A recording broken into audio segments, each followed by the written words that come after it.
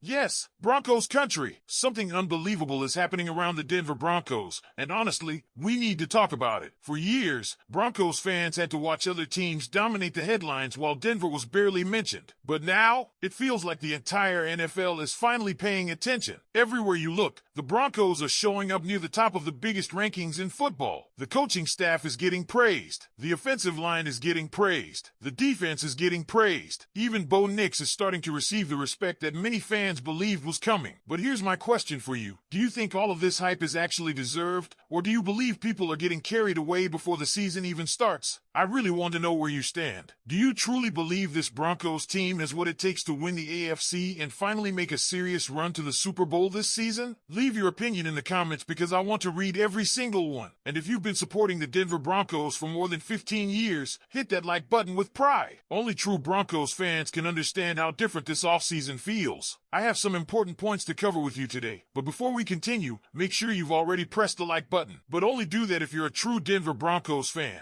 And if possible, type this in the comments, "Go Broncos! Let's go to the Super Bowl!" Alright, now let's talk about why the rest of the NFL might finally be realizing that the Denver Broncos are becoming one of the most complete teams in football. Now let's get straight into it, because the amount of respect the Broncos are receiving this offseason is impossible to ignore. This is not about one person making a bold prediction. It is not about one excited fan looking at the roster through orange and blue glasses. We are talking about list after list, ranking after ranking, and category after category placing Denver among the strongest teams in professional football. The Broncos are coming off a season in which they won 14 games. They had the most Pro Bowl players, the most All-Pro players, and several coaches drawing serious attention from other teams around the league. Vance Joseph received head coaching interest. Davis Webb also received major interest. That tells you something important. Other organizations are not only looking at Denver's players, they are looking at the people responsible for developing those players and building the systems around them. Sports Illustrated also placed Denver's offensive and defensive coordinators at the top of the NFL. The source described Vance Joseph and Davis Webb as the best coordinator combination in football, and the gap was not presented as a small one. That is a huge compliment to the structure Sean Payton has created. Think about the experience and attention to detail that Sean Payton brings every day. Then place Vance Joseph and Davis Webb beside him. That gives Denver leadership on both sides of the football. It gives the team stability, preparation, and a clear identity. The players understand what is expected from them, and the coaches know how to put those players in positions where they can succeed. There is another detail that should make Broncos fans even more confident. When these major lists are released, the other AFC West teams are often missing. The Chargers are not appearing beside Denver. The Raiders are not appearing beside Denver. The Chiefs are not appearing beside Denver. The Broncos are not simply being ranked as a competitive team inside the division. They are being separated from the rest of the division. That is one reason the belief in another AFC West title is growing. Denver is being recognized for its coaching, its roster, its offensive line, its defensive stars, and its quarterback. It is not just one strong area carrying the whole team. The respect is coming from almost every direction. Bleacher Report ranked the Broncos as the third best team in the entire NFL heading toward training camp. Even more important, Denver was ranked as the top team in the AFC. Once again, the other teams in the AFC West were not inside the top 10. That does not guarantee anything once the games begin. Rankings do not win football games. Players still have to perform, coaches still have to make adjustments, and the team still has to stay healthy. But these rankings tell us how people outside Denver are viewing this roster. They see a complete team. They see a team that already proved it could win at a high level and then found ways to become even stronger. Denver also brought back an incredible number of players from last season. That continuity could become one of the biggest advantages in the league. The players already know the system. They know the language. They know the expectations. They understand their teammates, and they understand what Sean Payton demands from them. That matters because Sean Payton's teams have sometimes started slowly. Denver began last season with a 0-2 record before recovering and reaching 14 wins. This year could be different because nearly the entire group returns with experience together. There should be less time needed for players to adjust. There should be fewer basic details to teach. Denver can spend more time improving instead of spending the opening weeks trying to discover its identity. The offense is also receiving more attention because of the weapons around Bo Nix. Since 2024, the source credits Nix with more deep touchdown passes through the air than any other quarterback during that period. That is important because some people still look at him as a quarterback who only wants short and safe completions. The numbers presented here tell a different story. Bo Nix has shown that he can attack defenses down the field. Now the offense is being built to give him even more opportunities takes to do it. Courtland Sutton remains a major target. Marvin Mims brings speed and explosive playability. The addition of Jalen Waddle, as described in the source, gives the offense another proven weapon who can challenge defensive backs and force safeties to respect every part of the field. Imagine what that does to a defense. A safety cannot focus only on Courtland Sutton. A cornerback cannot relax because the play is moving away from him. Defenders have to respect the speed of Marvin Mims, the ability of Sutton, and the presence of Waddle. When defenses are forced to protect the deep part of the field, space begins to open underneath. That could help the tight ends become more productive. It could create easier throws in the middle. It could also stop defenses from placing too many players near the line of scrimmage. That leads directly to the running game. With J.K. Dobbins healthy, along with R.J. Harvey and Jonah Coleman, Denver believes it can run the football better than it did before. A strong running game would make the entire offense more dangerous. Bo Nix would not have to carry every drive by himself. Play-action passes would become harder to defend. The offensive line could attack instead of always reacting. And that offensive line is receiving some of the strongest praise of any group on the roster. Warren Sharp gave the Broncos a perfect score when ranking the best offensive lines in football. Denver finished clearly ahead of the next closest AFC teams in that evaluation. That is not a small detail. Great teams usually control the line of scrimmage. A strong offensive line protects the quarterback, creates space for the running backs, and gives the offense the ability to stay balanced. It also helps the team in the fourth quarter, when everyone in the stadium knows a run might be coming and the offense still has to move the ball. For Bo Nix, that protection could be the foundation for another major step forward. Davis Webb has said that the third year is often when quarterbacks make their biggest jump. Nix is now entering that stage after already producing numbers that place him beside some very respected quarterbacks through their first 2 seasons. The source credits him with 34 regular season wins, nearly 8,000 passing yards, close to 55 touchdown passes, 23 interceptions, and almost 1,000 rushing yards through 2 years. Those are not the numbers of a quarterback who is simply trying to survive. Those are the numbers of a player who has already shown he can lead a winning team. And the last memory Bo Nix carries into this season is a powerful one. In his most recent game, he was without his starting running back and without his second and third wide receivers, but Denver still scored 33 points and defeated the Buffalo Bills in a playoff game. That victory sent the Broncos to the AFC Championship game. Think about the confidence that can create. Nix can look back and say that, even when important teammates were missing, he helped the offense score enough points to beat one of the strongest teams in the conference. He can remember going against Josh Allen in a major playoff moment and coming away with the victory. Now he returns with more experience, more continuity, and more weapons. He is Courtland Sutton. He is Marvin Mims. He is Pat Bryant and Troy Franklin. The source also points to additions around him, including Jalen Waddle, Justin Joly, Dalvin Bentley, and Caleb Lohner. The running game is expected to be healthier, and the offensive line is being ranked among the best in the NFL. That is why the excitement around year 3 is so strong. Bo Nix has already accomplished a great deal, but his own coach believes he has not reached his ceiling. If that is true, then the Broncos could be preparing to see the best version of him so far. The defense has its own group of players receiving national respect, starting with Nick Benito. His pressure numbers place him in rare company. Since 2018, only a small group of defenders has reached the combination described in the source, 80 total pressures with a 20% pressure rate. In simple terms, that means Benito is creating pressure about once every 5 pass rush opportunities. That is an incredible rate. The other names mentioned in that group include Myles Garrett,